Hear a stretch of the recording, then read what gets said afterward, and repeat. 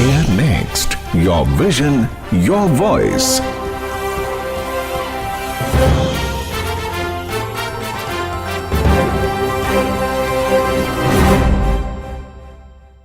नमस्कार, आदाब, सत श्री अकाल।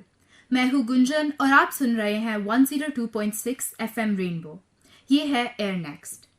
जैसा कि आप सभी जानते हैं, हम अभी आज़ादी का अमृत महोत्सव मना रहे हैं और उसी के उपलक्ष्य में हम यहाँ हैं प्रोग्राम एयर नेक्स्ट में। आपके समक्ष प्रस्तुत है एक डिस्कशन। विषय है tourism and places of interest in India. अपने लिसनर्स को बताना चाहूँगी कि आज के डिस्कशन में मेरा साथ दे रहे हैं Delhi college of arts and commerce से मेरे बैचमेट्स। चाहूँगी श्रोताओं को अपना परिचय दे। उससे पहले मैं अपना परिचय देती हूँ। मैं हूँ गुंजन। मैं इंग्लिश ऑनर्स की स्टूडेंट हूँ और मेरी हॉबीज़ है पेंटिंग एंड डिबेटिंग। हेलो, मेरा नाम रिया है। मैं बीए प्रोग्राम पढ़ रही हूँ जिसमें 2 सब्जेक्ट इंग्लिश और जर्मन है। मेरी हॉबीज राइटिंग और पेंटिंग है। मैं गर्ल अप DCAC की कंटेंट हेड भी हूँ। हेलो, मेरा नाम तितली है और मैं इंग्लिश ऑनर्स की स्टूडेंट हूँ। मुझे गाना पसंद है और मैं पियानो बजाती हूँ। हेलो, मैं तुलिका हूँ। मैं पॉलिटिकल साइंस ऑनर्स की स्टूडेंट हूँ। मुझे पेंटिंग करना और मॉन्यूमेंट्स घूमना पसंद है। नमस्ते, मैं अमोला श्रीवास्तव हूँ और हॉबीज की बात करें तो मुझे पढ़ना और कविताएं लिखना बहुत पसंद है। मेरे पास 2 पेट कैट्स हैं तो उनके साथ रहना, उनके साथ खेलना भी काफी अच्छा लगता है। अच्छा दोस्तों, परिचय तो हो गया। आज करनी है बहुत सारी बातें, बहुत सारा डिस्कशन, बट उससे पहले एक छोटा सा गाना हो जाए। तितली, आप बहुत अच्छा गाते हैं, आप बताएं अपना पसंदीदा गाना। एक गाना मेरे मन में आ रहा है, सबने सुना होगा। मैं अभी गा के बताती हूँ कौन सा गाना है वो। उड़े खुले आसमां में ख्वाबों के परिंदे, ओहो क्या पता जाएंगे कहाँ।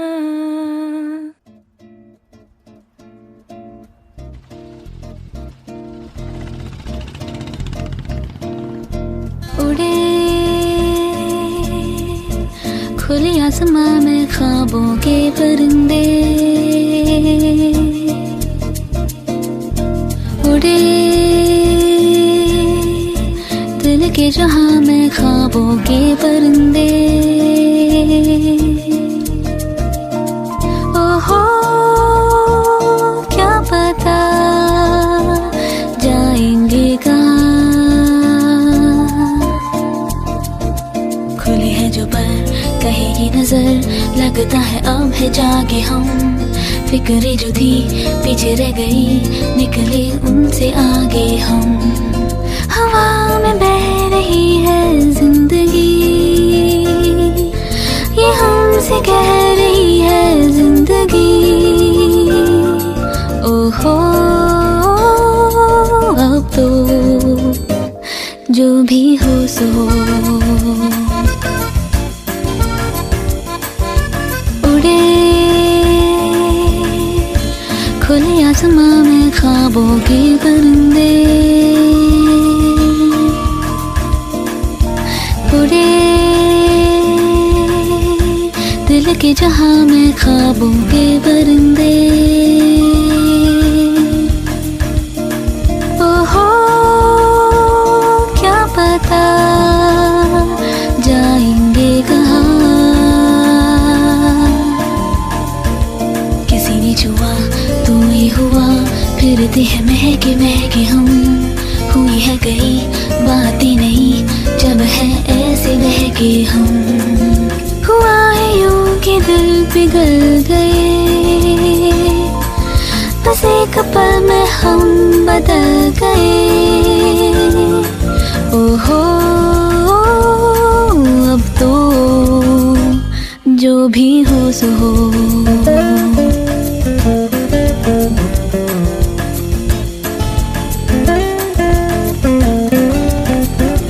रोशनी मिली अब राह में है एक दिलकशी सी बरसी,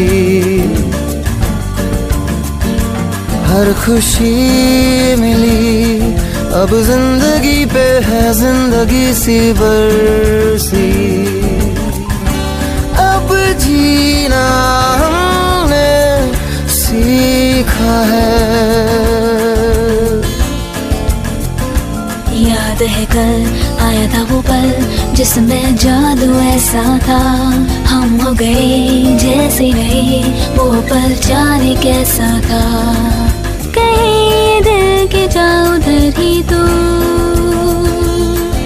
जहाँ भी लेके जाए आरज़ू। ओहो अब तो जो भी हो सो हो,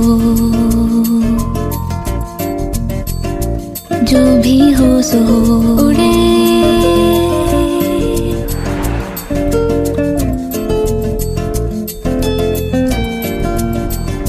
जो भी हो सो हो उड़े।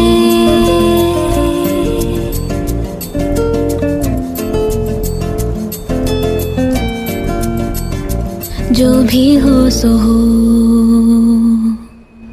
Welcome back to programme air next. इस खुशनुमा गाने के बाद हम शुरू करते हैं आज का डिस्कशन, जिसमें हम बात करेंगे टूरिज्म के बारे में। दोस्तों, कुछ लोग उत्तराखंड के हिल स्टेशंस घूमना पसंद करते हैं, तो कुछ गोवा के अंतहीन समुंदर में खो जाना। कुछ लोग नॉर्थ ईस्ट के घने जंगलों से आकर्षित होते हैं, तो कुछ राजस्थान के सैंड ड्यून से। किसी को धार्मिक स्थलों पर जाना पसंद है, तो किसी को ताजमहल और कुतुब मीनार। कश्मीर से लेकर कन्याकुमारी तक, अरुणाचल से लेकर गुजरात तक, भारत के हर राज्य, हर स्टेट में प्रकृति के खूबसूरत नज़ारे और विभिन्न कल्चर्स हैं। तो आइए जानते हैं युवाओं से क्या है उनकी पसंद, क्या है उनका ड्रीम डेस्टिनेशन। अमोला, आपसे शुरू करते हैं। जी, मैं बहुत खुश हूँ ये कहकर कि मैं अपने ड्रीम डेस्टिनेशन जा चुकी हूँ पिछले साल ही।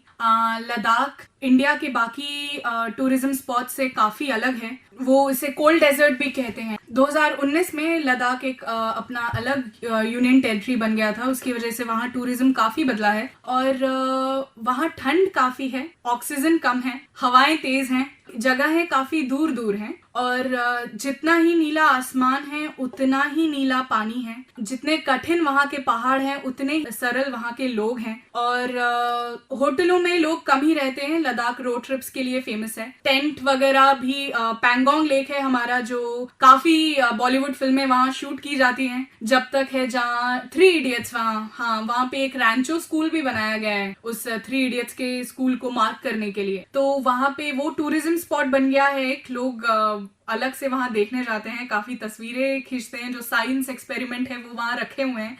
यूथ वहां सबसे ज्यादा जाते हैं, अपने दोस्तों के साथ ज्यादातर। मैं अपने परिवार के साथ गई थी और वहां जाकर हमें पहले दिन होटल में रहना पड़ा था और पूरे दिन हम कहीं घूमने नहीं जा पाए क्योंकि दवाइयां खा के रहनी पड़ती हैं ऑक्सीजन को बॉडी उस लेवल को ग्रास्प करने के लिए। और उसके बाद फिर वो लंबा सफर रहा 1 हफ्ते का लगभग। उसके आगे हम टेंट में रहे 2, एक नुब्रा वैली में, दूसरा पैंगोंग के पास जहाँ बहुत सर्दी थी, सोने में काफी दिक्कत हो गई थी। वहाँ का खाना भी बहुत सादा है। अमोला, आपने कहा वहाँ इतनी डिफिकल्टीज हैं, ऑक्सीजन की कमी है और सोने में दिक्कत आती है, खाना सादा है, फिर आपने यहाँ एंजॉय कैसे किया इतना? क्योंकि मैं दिल्ली से बहुत अलग है, किसी भी शहर से बहुत अलग है, किसी भी भारत में जितने हिल स्टेशन है उससे बहुत अलग है और काफी खूबसूरत। ऐसा लगता है कि पॉल्यूशन वगैरह जो भी हमारे मॉडर्न प्रॉब्लम्स हैं वो लद्दाख को उसने छुआ ही नहीं है। और एक दूरी का अंदाज होता है कि मैं बहुत दूसरी रियल में आ गई हूँ, काफी अलग, जैसे मेरा कोई रिश्ता नहीं है बाकी शहरों से, बाकी दुनिया से। और हाँ, एक बात ये भी है कि मेरी आज तक सबसे अच्छी तस्वीरें लद्दाख में ही आई हैं। वाओ मोला, अब तो मेरा भी मन है लद्दाख जाने का। आइए जानते हैं रिया से उनका क्या है ड्रीम डेस्टिनेशन। मेरी dream destination south of India है। अनफॉर्चुनेटली अमोला की तरह मैं अपनी ड्रीम डेस्टिनेशन अभी तक देखा नहीं है, लेकिन जल्द ही देखना चाहती हूँ। चाहे केरला, तमिलनाडु या कर्नाटका, साउथ की कोई भी स्टेट पे जाना ज़रूर चाहूँगी। मेरे पापा अक्सर जगहों को खाने से जोड़कर उनको और भी ज़्यादा यादगार बना देते हैं। मेरा फेवरेट खाना साउथ इंडियन है। सागर तट, सिल्क साड़ीज़ के अलावा साउथ इंडियन का खाना भी एक वजह है कि मैं साउथ इंडिया जाना चाहती हूँ। फैमिली वेकेशंस पे पहाड़ों पे तो हर बार ही जाते हैं, लेकिन अब मैं जाना चाहती हूँ बीच पर, और स्पेशली साउथ के बीच। वहाँ का साफ पानी, वहाँ पे बैठ के धूप सेकना और नारियल पानी पीना, ये सब मैं करना चाहती हूँ। इडली डोसा यहाँ पे तो हमने खाया ही होगा, लेकिन वहाँ का ऑथेंटिक साउथ इंडियन फूड मैं चखना चाहती हूँ। वहाँ के बीचेस मैंने सुना है बहुत सुंदर है, बहुत साफ़ है। मैंने बहुत सारी तस्वीरें देखी हैं। मेरे बहुत से दोस्त वहाँ ऑलरेडी होकर आ चुके हैं और अब आने वाले 3-4 सालों में मैं भी वहाँ जाना चाहती हूँ। हाँ रिया, मैं कुछ साल पहले केरला गई थी। वहाँ के बैक वाटर्स में सैर करना it's an experience of its own. I would highly suggest कि आप वहाँ जाएं एंड वहाँ बहुत मज़े करें। और अगर आप केरल जा रहे हैं तो मुन्नार ज़रूर जाइएगा। वहाँ का पहाड़ी इलाका है, हिल स्टेशन ही कहते हैं वहाँ पे। और वहाँ सबसे खास बात है टी गार्डन्स और कॉफ़ी फार्म्स। तो आप जितनी हम चाय के मज़े लेते हैं भारत में, वो सब मेनली वहीं से आता है। चाय तो मेरी फेवरेट ड्रिंक है। हमने की बात लद्दाख की और साउथ की, तो आइए सुनते हैं एक बहुत इंटरेस्टिंग गाना, one of my favourites, Kashmir में तू कन्याकुमारी। कश्मीर में तू कन्याकुमारी, नॉर्थ साउथ की मिट गई देखो दूरी ही सारी।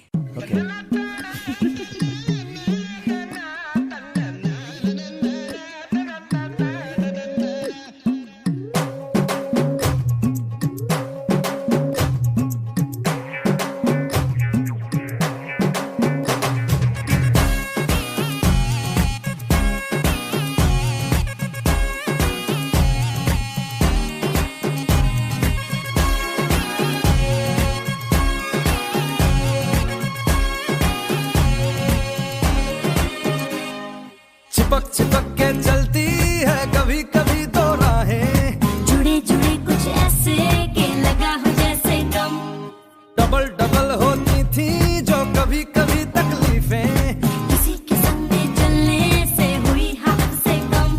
ओ तेरा मेरा मेरा तेरा तेरा मेरा मेरा तेरा किस्सा तिरंगी, कभी कभी चलती है कभी कभी रुकती कहानी बेढंगी। कश्मीर में तू कन्याकुमारी, नॉर्थ साउथ की मिट गई देखो दूरी ही सारी। कश्मीर तू मैं कन्याकुमारी, 50-50 हर सिचुएशन में हिस्सेदारी है।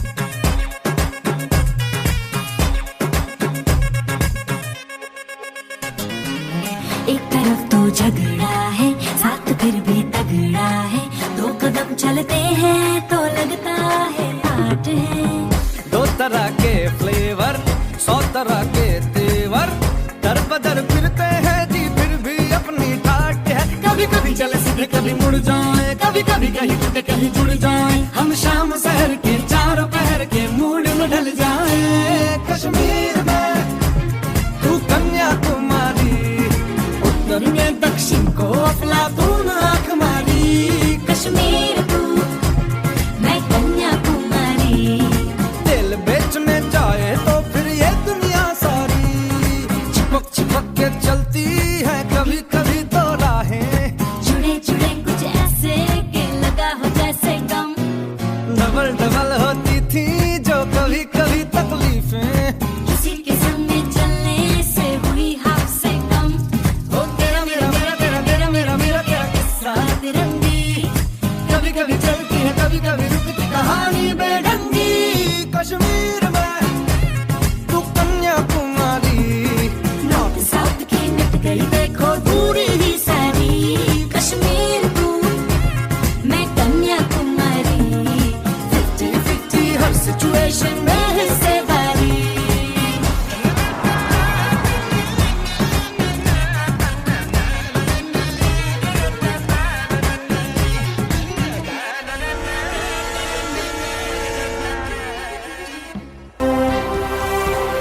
FM रेनबो पर आप सुन रहे हैं air next, your vision your voice. दोस्तों, जैसा कि सबने कहा, टूरिज्म से मन खुश तो होता ही है, पर साथ में ये एक बहुत बड़ी इंडस्ट्री भी है जिसने देश भर में लाखों लोगों को रोजगार दिया है।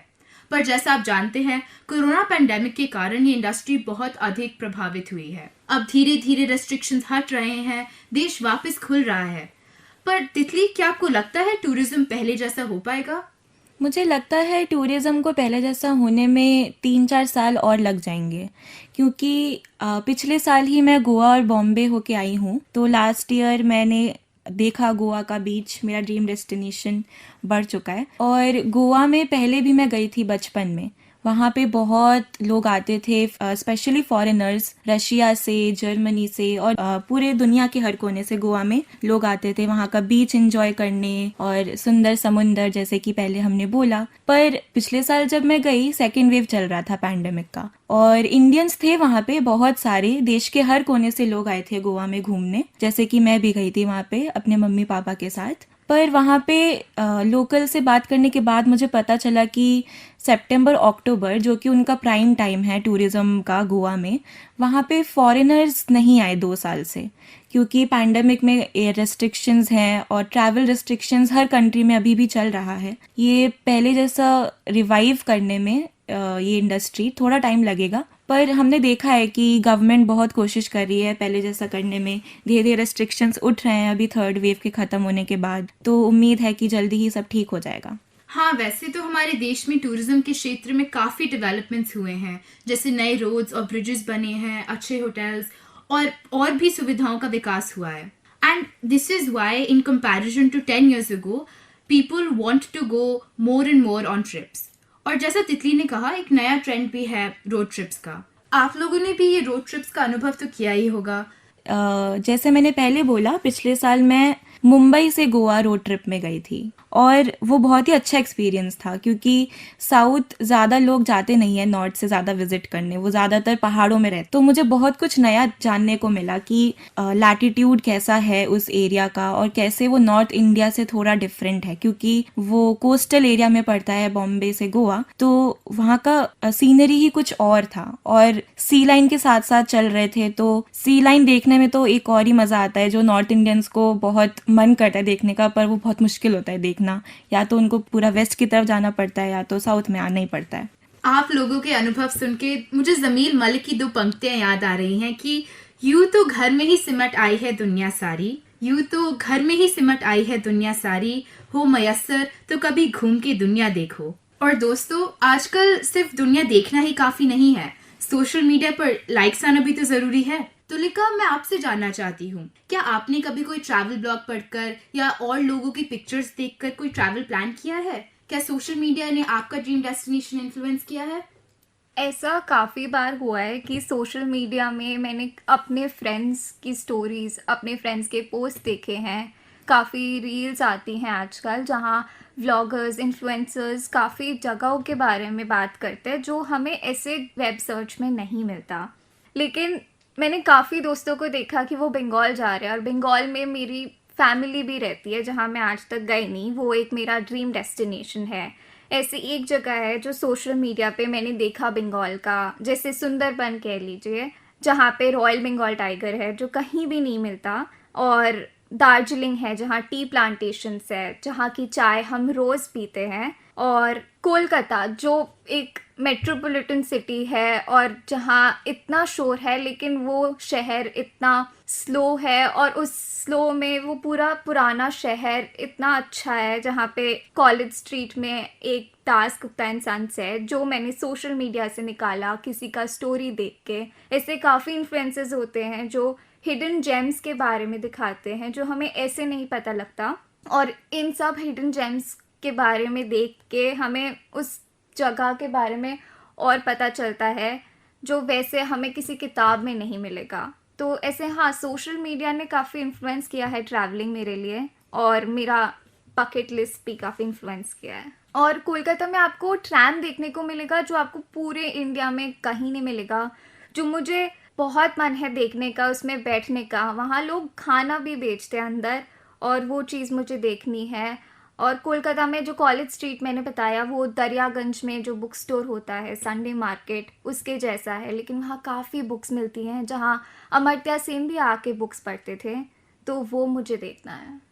दोस्तों, हमने बात की रोड ट्रिप्स के बारे में, वेकेशंस के बारे में और सबके ड्रीम डेस्टिनेशन। गुंजन, यहाँ से आगे बढ़ने से पहले मैं जानना चाहूंगी कि आपका ड्रीम डेस्टिनेशन क्या है? बिल्कुल अमोला, मेरा dream destination Andaman and Nicobar islands है और फॉर्चुनेटली मैंने ये विजिट भी किया था कुछ साल पहले ही। यहाँ पे स्कूबा डाइविंग एक्सपीरियंस करना, फिशेस के साथ स्विम करना, it was a magical experience. वहाँ पे बहुत से हिस्टोरिकल साइट्स भी हैं and lots of history over there. वहाँ पे बहुत ब्यूटीफुल बीचेस भी हैं एंड वहाँ पे लोकल मार्केट्स में घूमना, वहाँ पे बीचेस पे सी शेल्स कलेक्ट करना बहुत ही अच्छा एक्सपीरियंस रहा था मेरा एंड मैं हाईली सजेस्ट करूँगी कि सब वहाँ एक ना एक बार तो ज़रूर जाएं। आगे बढ़ने से पहले एक और सॉन्ग सुन लिया जाए। तुलिका, आप अपना फेवरेट गाना बताएं। ट्रैवल से रिलेटेड है, स्वदेश मूवी का है, यूं ही चला चल राही।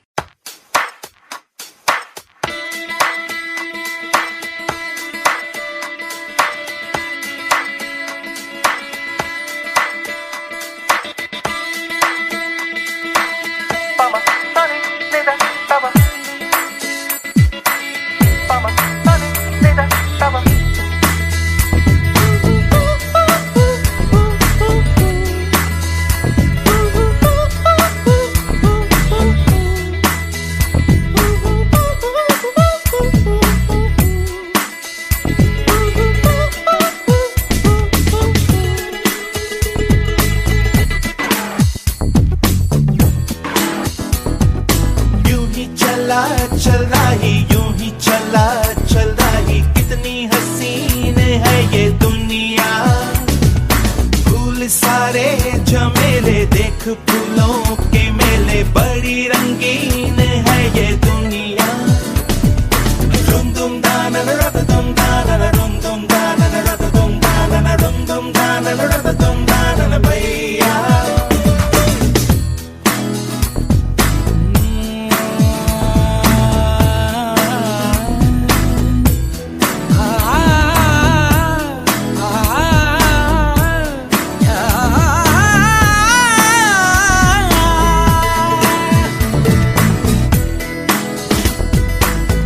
रास्ता है कह रहा अब मुझसे, मिलने को है कोई कहीं अब तुझसे। ये रास्ता है कह रहा अब मुझसे, मिलने को है कोई कहीं अब तुझसे।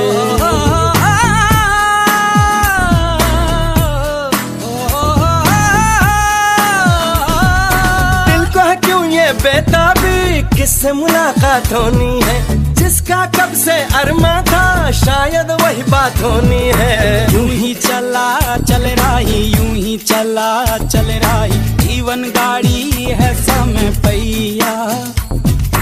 आंसू की नदियां भी हैं, खुशियों की बगियां भी हैं, रास्ता सब तेरा तक है भैया। यूं ही चला चल रही, यूं ही चला चल रही, कितनी हसीन है ये दुनिया। फूल सारे झमेले देख फूलों के मेले, बड़ी रंगीन है ये दुनिया।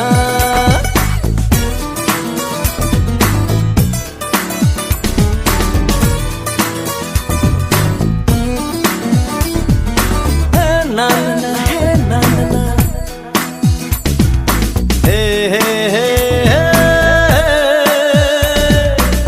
देखो जिधर भी इन राहों में, रंग पिघलते हैं निगाहों में।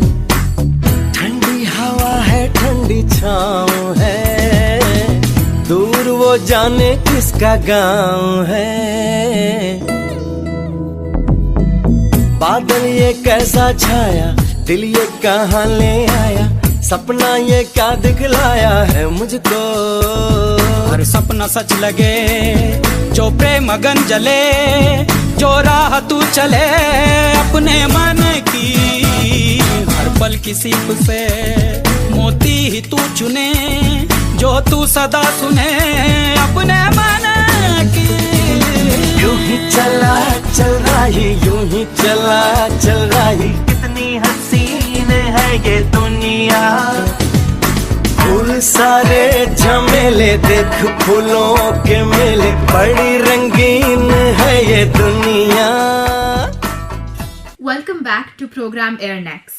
अब मुझे याद आया कि ऐसे भी बहुत से लोग होते हैं जिन्हें हिस्टोरिकल साइट्स पर जाना पसंद है। आप शायद जानते ही होंगे कि हमारे देश में यूनेस्को वर्ल्ड हेरिटेज साइट्स भी हैं जिन्हें लाइफ में एक बार तो देखना ही चाहिए। भारत में काउंटलेस टूरिस्ट स्पॉट्स हैं। हमारे देश में इतने टूरिस्ट प्लेसेस हैं कि शायद एक जिंदगी में इन्हें एक्सप्लोर कर पाना नामुमकिन है, और यही बात हमारे देश को बनाती है इनक्रेडिबल इंडिया। आपने यूनेस्को की बात की और इनक्रेडिबल इंडिया की बात की, तो हम दिल्ली के बारे में बात कैसे नहीं कर सकते। राजधानी है और ऐतिहासिक रूप से काफ़ी इम्पोर्टेंट है।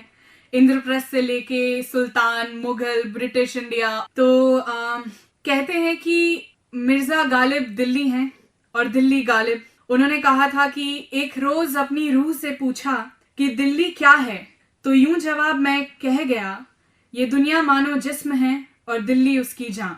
इसी से आगे बढ़ते हुए एक कविता है राम अवतार त्यागी की। मैं दिल्ली हूँ, मैं दिल्ली हूँ, मैंने कितनी रंगीन बहारें देखी हैं, अपने आंगन में सपनों की हर ओर कतारें देखी हैं।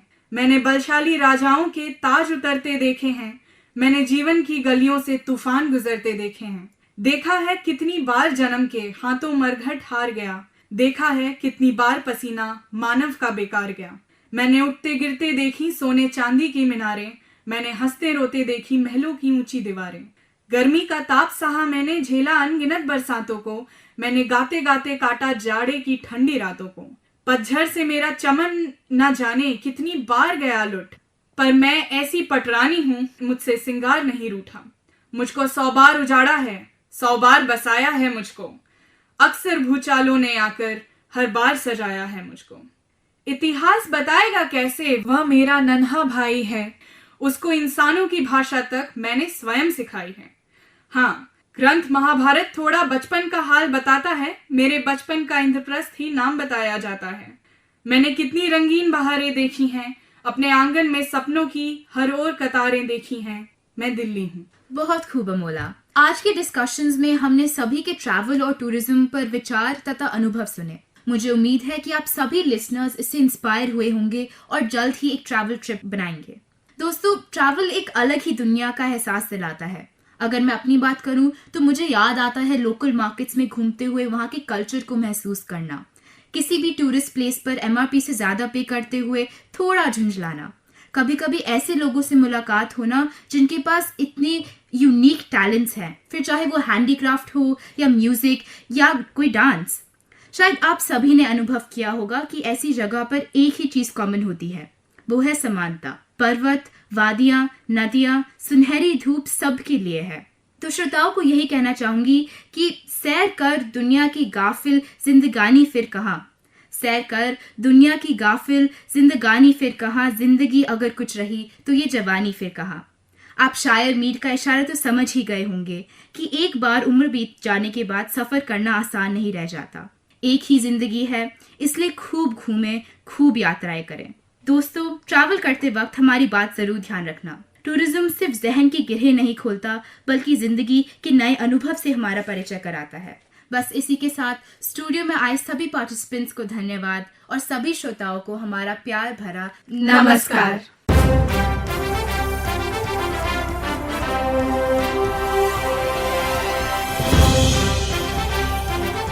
Air next.